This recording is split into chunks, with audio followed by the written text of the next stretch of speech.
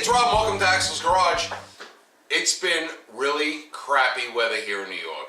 We've got a whole list of projects to do outside and on the cars and the trucks and a bunch of videos to make, but we just haven't been able to get to them because of the weather.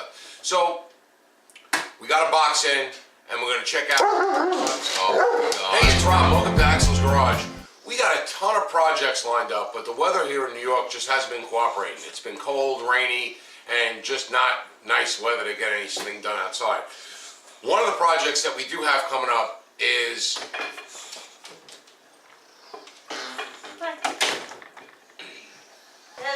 hey, it's Rob. Welcome to Axel's Garage. Today we're in Axel's kitchen, but we're not talking about the kitchen stuff. My wife's running around feeding the dogs and feeding the kids, but I'm doing Axel's Garage stuff. Opening a box, and we have some projects lined up. Hey, it's Rob. Welcome to Axel's Garage. Today we're in Axel's kitchen, but we're not doing kitchen stuff. We're doing garage stuff because we got a box in. Our 2003 Suburban has been a little noisy lately. My wife's been driving it, and you know how they are on the brakes. Well, brakes are shot, front brakes. Last time we checked it, the rotors were a little on the thin side, so we knew we'd be replacing the pads and rotors. So we went back to Amazon and we went back to Power Stop. Now, if you remember, a few months ago, we did front brakes and rotors on our 2003 Yukon XL. And we used the Power Stop brakes from Amazon, and we really liked them. They worked out well, they looked real good out of the box, they went on nice, no problems with them at all. I thought they were cheap Chinese knockoffs, and they weren't. A lot of people commented on the video saying that Power Stop is a U.S. company and all the parts are made in the United States.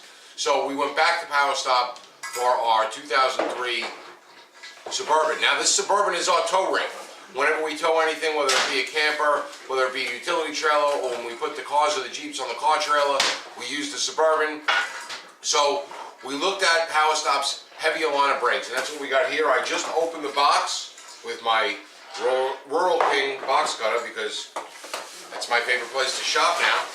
And inside the box, we have two boxes. And one is going to be our brake rotors, and the other is going to be our brake pads. It's all that comes in the kit, rotors and pads. So we'll open up the rotors and take a look at them. Now these are the Power Stop Extreme Series tow, and I think they call it tow and truck brake kit. And they are supposed to be designed for heavy duty, severe duty use, for towing, and that's what we got. So now, inside the box here, we have these rotors. Now, if you remember, the first time we used Power Stop brakes, I just figured this was some kind of, cheap, shiny rotor that would look like crap in a matter of a couple days with the moisture and rain hitting it. It turns out that it's actually a quality made steel rotor that's got a zinc coating on it. They don't rust up on you. They're cross-drilled and slotted. They are directional, so make sure when you install them, you put them in the right direction. We'll show you that when we do the install video. But it's a real nice quality piece, and I've been happy with it the last time we used them. So I went back to Power Stop again, and we're using these Power Stop brake rotors. Now for the pads, this time we are going to use the Extreme pad. Now the Extreme pad is for severe duty truck and tow applications. Right, it's the Z36 is the series. They come with some caliper ball crease. They come with new sliders, right? And they come with 4 pads. And let me tell you, based on the Power Stop pads that we used before, I really like them. These are really nice, well-made pad. The finish on the pad is nice.